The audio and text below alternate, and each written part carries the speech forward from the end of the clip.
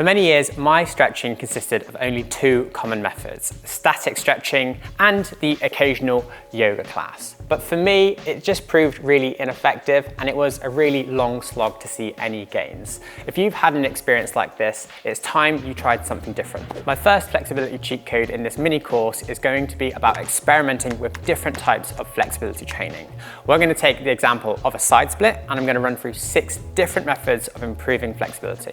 The first example is going to be performing active isometrics. In this position, we're going to go into a stretch, but we want to hold it actively using our muscles. So this is going to be an unsupported position. This is really good for building the strength and moving the active position closer to our passive position so that we have more active strength within the range of motion we can possess.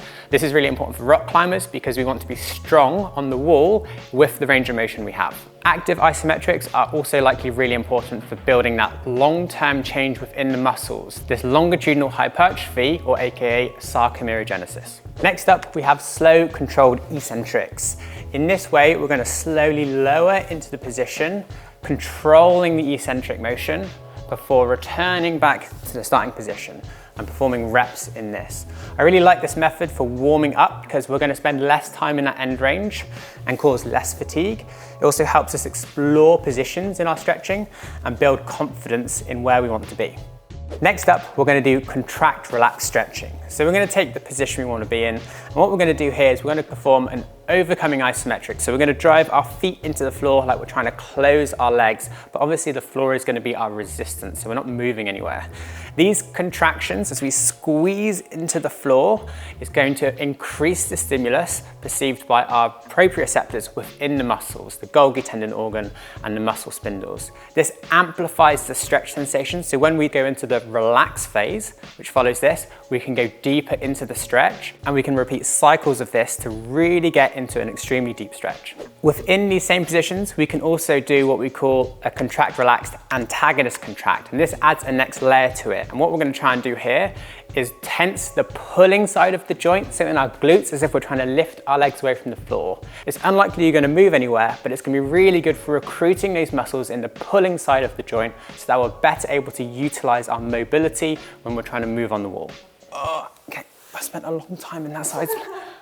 Next up, we have tempo stretching. What we're going to do here is move slowly into a stretch where we can stretch the adductors, hold and pause that end range and come back out. The really good benefit of tempo stretching is we can easily increase the weight we use throughout the movement, progressing it over time and building strength through the range of motion. The added benefit of tempo stretching for many people is it's going to feel basically just like weightlifting. So for a lot of people, this is way more fun, but the key difference here is you're not going to use maximum weight like you would if you're truly training strength. You want a lighter weight with this one and slow down the movement.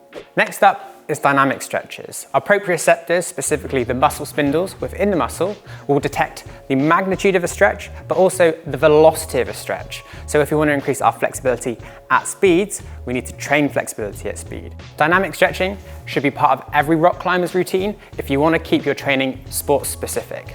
Last up, but not least, is static passive stretching. Static stretching will always be part of my routine because it's undoubtedly one of the most effective ways to increase range of motion.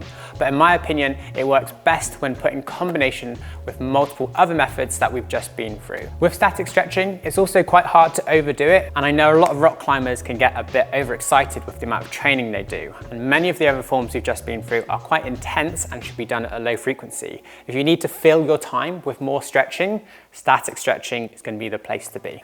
This is just a quick mention that for the next 2 weeks we've opened up our flexibility deep dive course. Everything I'm covering in this video today is part of that course, and this is just a sneak peek at what you're going to get from it. For the scientifically minded of you, we're going to cover a lot more of the physiology and anatomy and explain some of the terms that I mentioned in this video. But for those of you that are more practical, there's an exercise library in there and a bunch of follow-alongs and practicals that you can take part in. On top of that, at the end of each week, we run live Q&As with us coaches to answer any questions you might have about your specific situation. If this seems like something you'd be interested in and you want a place on this course, check out the link in the description below where you can see more information on what we have to offer.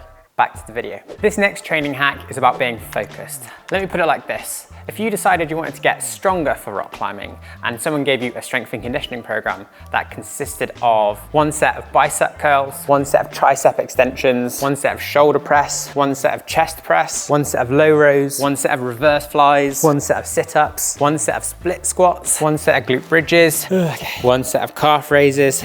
Okay, you get the point, right? No good strength program will try and increase strength in 10 or more different exercises in a session that might only last 20 minutes. But realistically, a lot of flexibility routines do exactly this. I know flexibility and strength training are two very different things, but if we follow a lot of the principles that are well researched within strength and conditioning programs and we apply it to flexibility, we can make much better gains in much less time.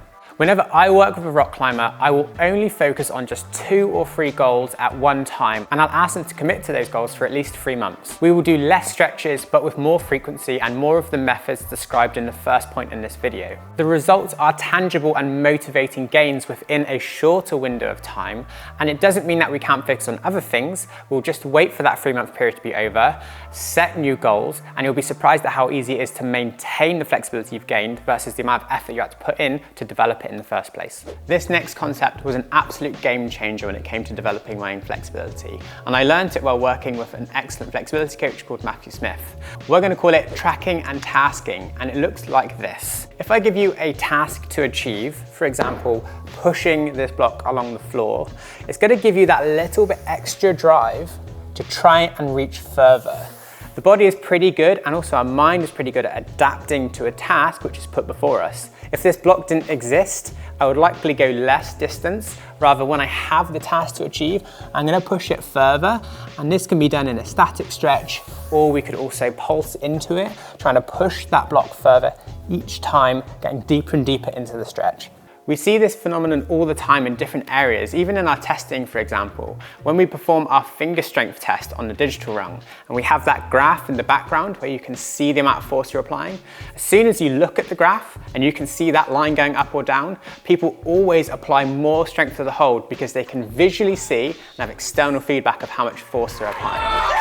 We're simply doing the same thing here, which means that you're able to drive yourself a little bit further week on week, month on month. The other reason this works so well with stretching is because it often gives us a measurable task to achieve. So when I'm going down to hit an object or trying to push something a bit further, I can always just make that task a little bit more challenging and measure how challenging that task is to achieve. This means over the weeks and months of my training, I'm able to understand if my flexibility is progressing and if my training is working.